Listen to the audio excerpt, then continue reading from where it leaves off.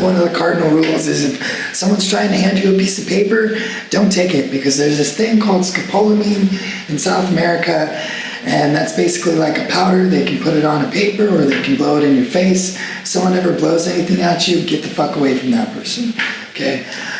Basically, what scopolamine does is it's like a mindless drug. They blow it in your face and you forget what's going on. You're completely like lucid. I mean, like, it's really hard to explain. It's like you can't remember what's going on, but you're completely like normal. Like, people don't even know what's wrong with you.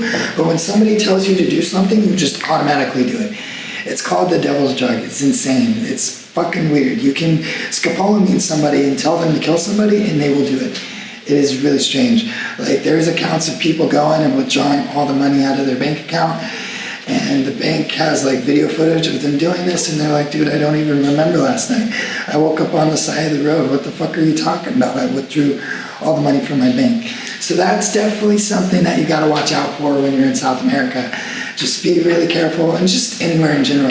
Don't take random papers from people. Don't drink random drinks from people. Don't let people blow shit in your face, all right? All right, the next thing is when you're giving cash to somebody in like a taxi or something, mainly just taxis, take a picture of the cash before you give it to them, because sometimes they'll swap it out with a fake bill and they'll give it back to you, and then they'll be like, yo, this bill is fake, and then you'll be out the change and you'll have to pay them twice, which is like really fucked up. So you don't want to do that. And when you're changing money, double check like 3 times. So when you give them the money, sometimes they'll do a scam and they'll like make you count it like 3 or 4 times. And I don't even know how they did it. But like, this happened to me in Peru when I was changing money. And the dude fucking ripped me off like, I don't know, like $50 or something. And it was in soles, it was Peruvian soles, and he ripped me off like a shitload. And like, I walked halfway down the block and I counted the money, and I'm like, wait, this ain't right, some of this shit's missing. And so we went back and we talked to the guy, and he just gave us the money, which is like great, because like, he knew he was fucking wrong. But had I walked a little bit further down the block, he would have gotten away with it, you know? So always count your money at the counter, walk around the corner, count the money again. But don't count it in the street. Just walk around the corner into another store and then count your money. And just like double check that you have all the money that you had before. Another one of the cardinal rules is don't do drugs. Now, of course, some musicians do drugs or whatever. Just kind of stay away from them. Like, even if you're with friends, it's best to just kind of stay away from them, because drugs always bring sketchy situations. And when you're kind of high or something and something sketchy happens, it's even harder for you to react. It's best that you just stay away from those situations altogether and just don't let them develop in the first place. All right, the next cardinal rule is don't go into shitty places in town and don't flash your phone. So if you were going to go to a dangerous part of town, and a lot of times you won't even know if the part of the town is dangerous. Like, you can kind of tell sometimes because the houses get shittier, the cars get shittier, and the people look slightly sketchier. But some places you can't even tell. So if you're in a place that you don't know where you're at, it's best not to take out your phone, not to take out any money, not to show any signs of wealth. If you have a chain, hide it. If you have a shirt, wear a shitty one. You know, you don't want to display signs of wealth to people, because that gives them a reason to rob you. So it's always good to take some extra medicine with you, like antibiotics and things like that, because sometimes you eat some bad food or something bad happens and you get sick and you'll end up in the hospital. Like, I wound up in the hospital in Peru. Hey guys, what's up? I'm in a Peruvian hospital. I feel like shit. The hospital looks like. At least what the room looks like. And it was really, really bad. The Peruvian hospitals were like really, really shitty. They were like horrible. And you don't want to have that happen to you. So you got to be careful about what you eat. Like, eating street vendors is amazing. Like, you can have amazing food. But if you're like in a port town or a disgusting town, don't eat street food. Go find yourself a nice kitchen and eat something nice, you know?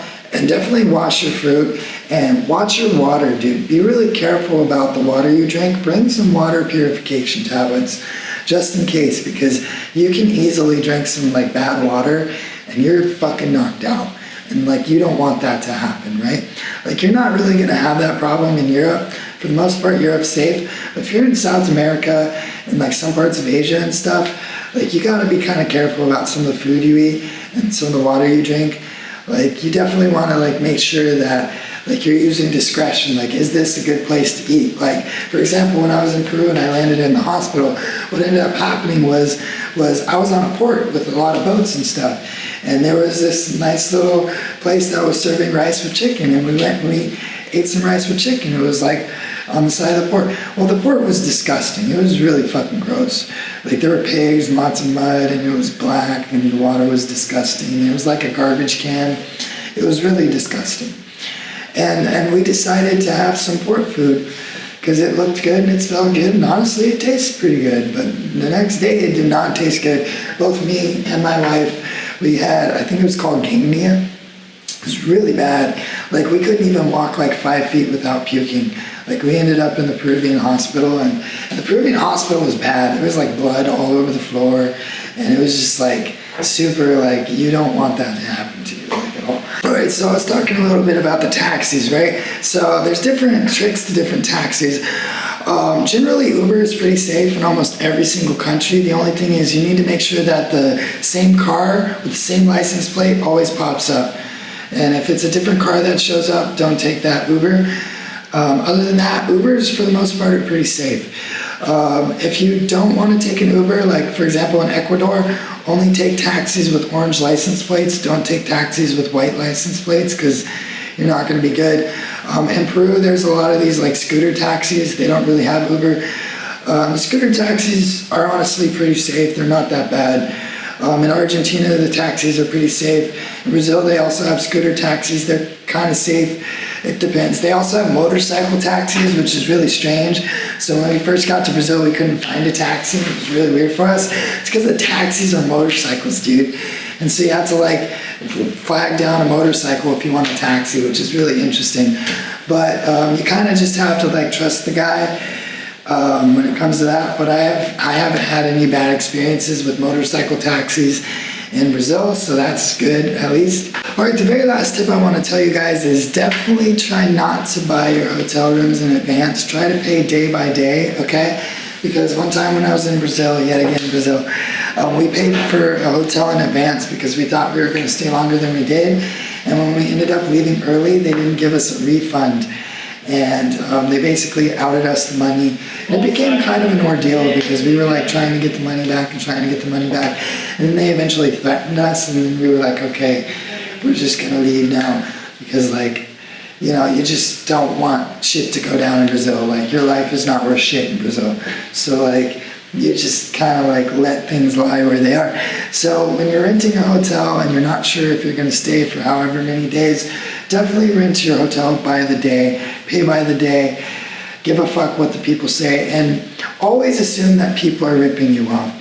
Taxi drivers, people who sell food, hotel people, like they're always ripping you off. Even though it seems cheap to you, it's cheaper, and they're just ripping you off because they're charging you a lot of money because you're foreign, and that just happens. So you always assume that people are ripping you off. And a really, really great way to kind of get around that is to just always act like things are expensive and be like, I don't know, like there was another hotel over there that was like less or whatever, and then they'll be like, oh, wait, actually it's this price.